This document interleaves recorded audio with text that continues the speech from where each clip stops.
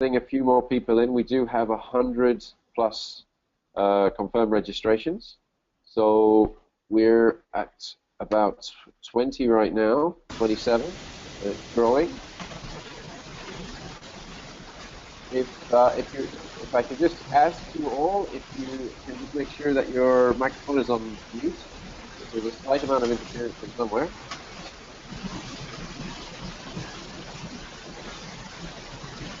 And we will begin in just 1 second. Perfect. So we're up to 27. Now, ladies and gentlemen, thank you very much for being here in this very first PR in the webinar. And it's actually going to be a webinar on PR in the United Arab Emirates this morning. You will notice in your GoToWebinar control panel that there is a section called Chat. And if you open that, you should be able to answer or ask any of the questions to our panelists. We'll be monitoring that, and we'll be posting those questions to the panelists at the end of their presentations. We've got about an hour with you this morning, and we're very looking forward to a good period of information sharing, some good debate, and hopefully we'll inspire you all to take part in some activities over here in the near future. Just going to bring on the presentation now.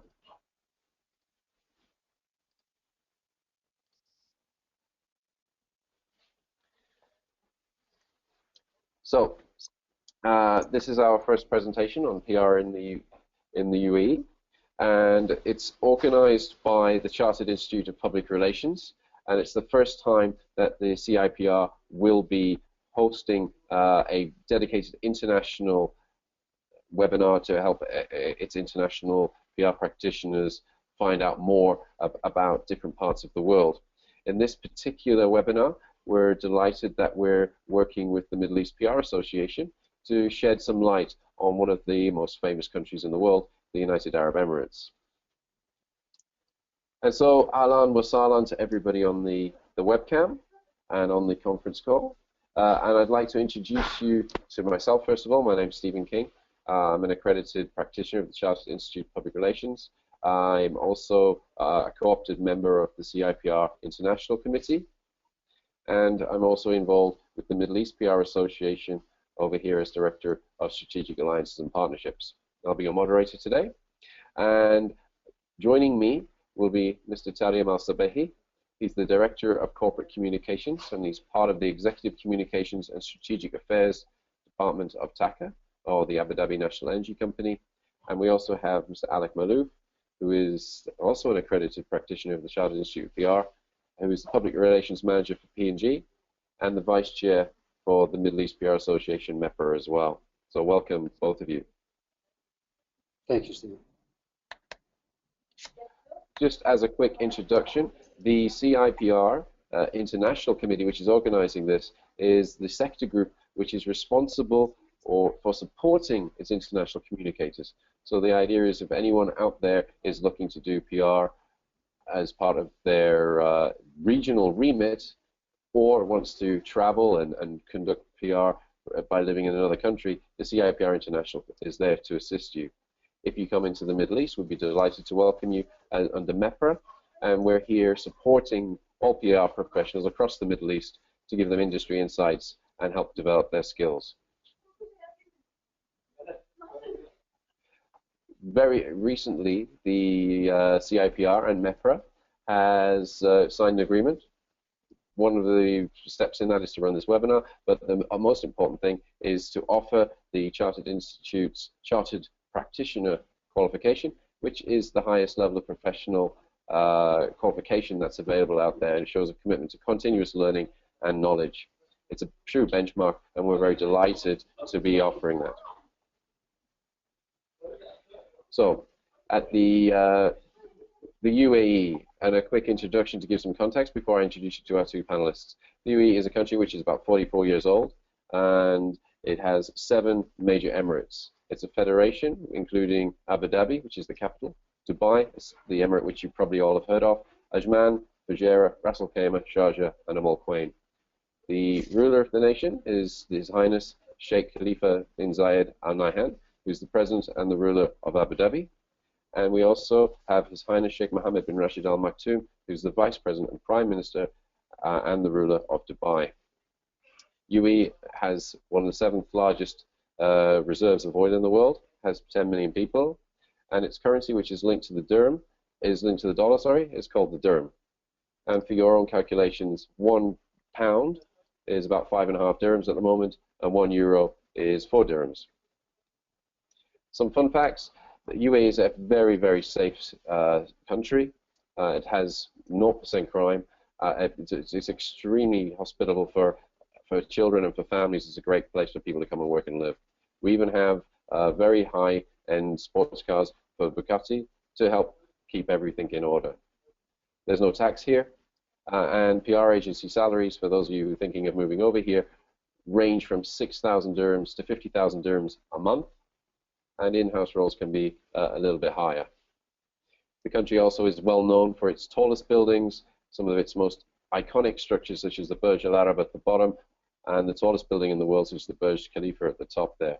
We have indoor ski parks, because it's very hot over here, indoor theme parks such as Ferrari World. We also have our own Louvre in Abu Dhabi, and we have thousands and thousands of amazing buildings and iconic landmarks. The UAE and the UK have a very strong relationship. It's Emirates Airlines, one of our airlines here, has sponsored Arsenal Football Club. The Abu Dhabi is also the owner of Manchester City Football Club. Dubai sponsors Channel 4 Racing since 2012. And we also have the Thames Cable Car, which many of you may have traveled across the Emirates airline, which is again sponsored by the national airline Emirates. So with that, I'm going to hand you over to Alex Malouf, who's going to give you an introduction into the media and social media environment here. Alex, I think you have control. Thank you, Steve. Just to quickly introduce myself, been in the industry for over a decade, both in the UK and also here. I've been a journalist as well, so I can talk about it being on the dark side over here and also as well on the other side, on the media side. So what I'm going to do is talk to you basically about the media structure and how people consume media in the UAE. So let's see if the presentation works. Steve, can you go to the next slide for me? Yep, sure.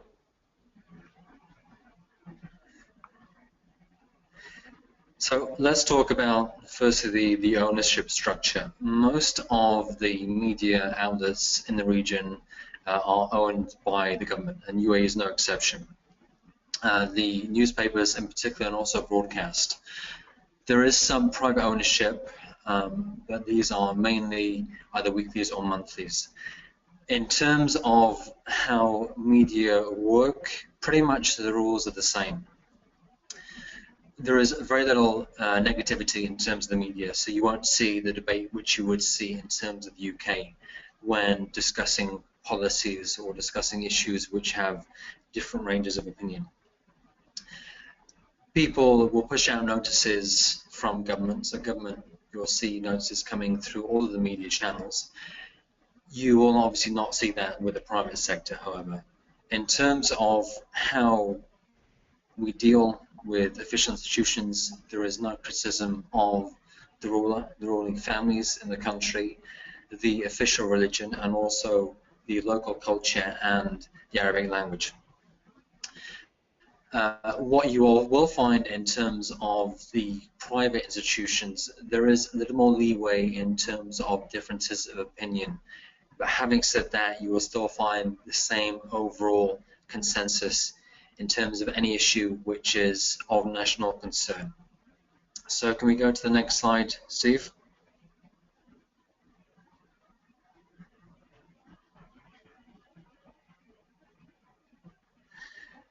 So just to give you a viewpoint into the region, but also as well the UAE from a wider stance, there is very little regulation over here, unlike in the UK. So if there is an error or a mistake which is being made, your only recourse is to go to the media outlet and then talk to the media outlet.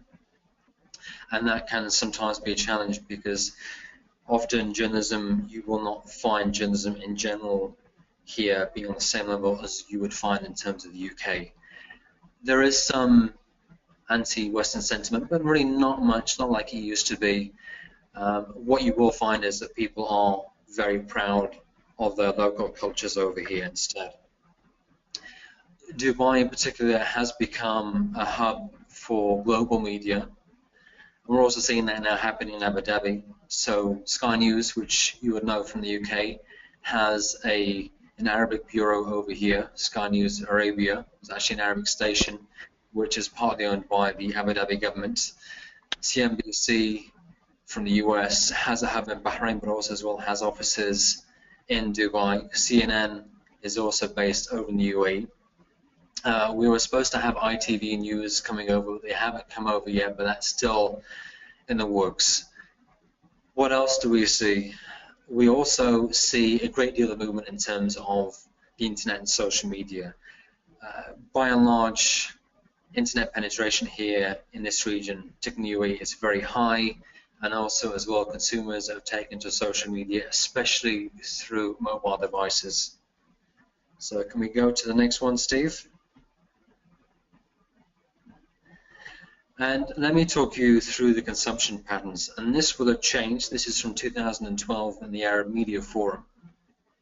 But generally, especially for Arab nationals, for Emirati nationals in government, they will consume media through print, through dailies. This is changing somewhat with younger generation and also with the expats, where you will see news being taken from a variety of different sources. What you will notice is print is still very big. Very few people take news just from the internet. And if you look to the far right, moving over to the right-hand side, again, you'll see digital and social media playing an interesting role in terms of how news is formed and disseminated over here. So let's go to the next slide, please, Steve.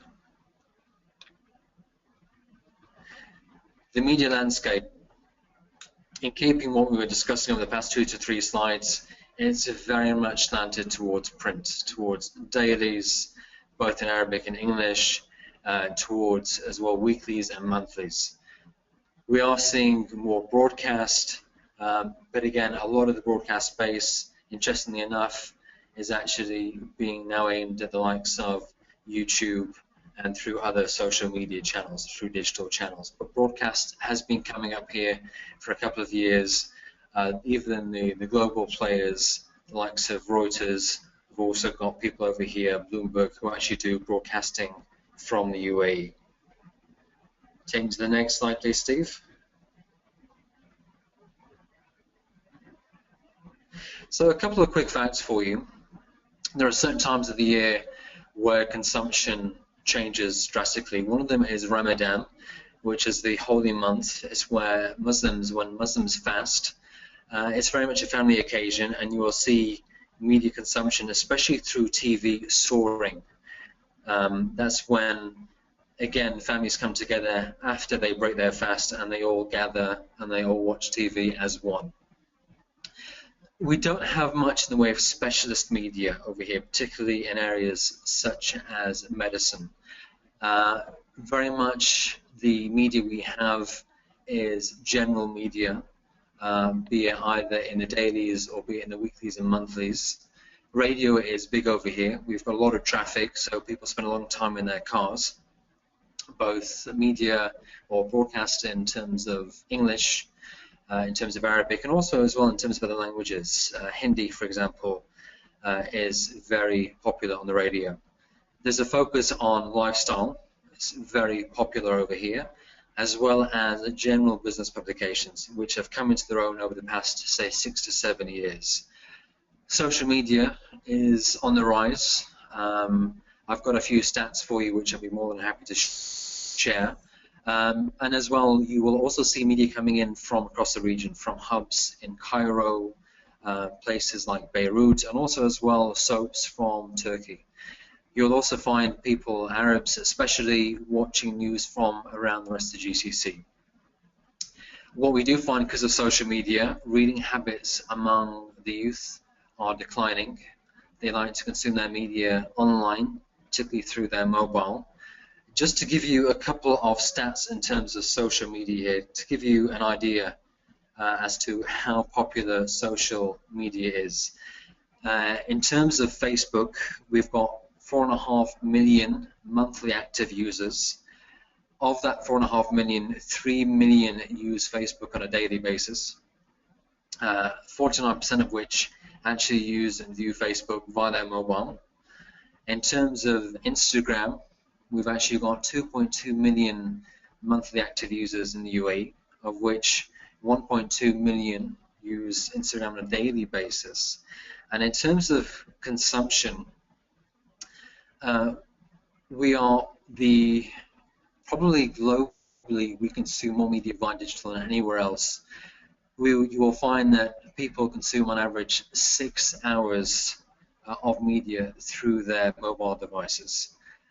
And Arab millennials actually prefer to take their information via their mobile, via digital, rather than through the TV. So in terms of digital, things really are changing. And actually, you'd be surprised, the biggest app over here is WhatsApp. So it's the messaging app.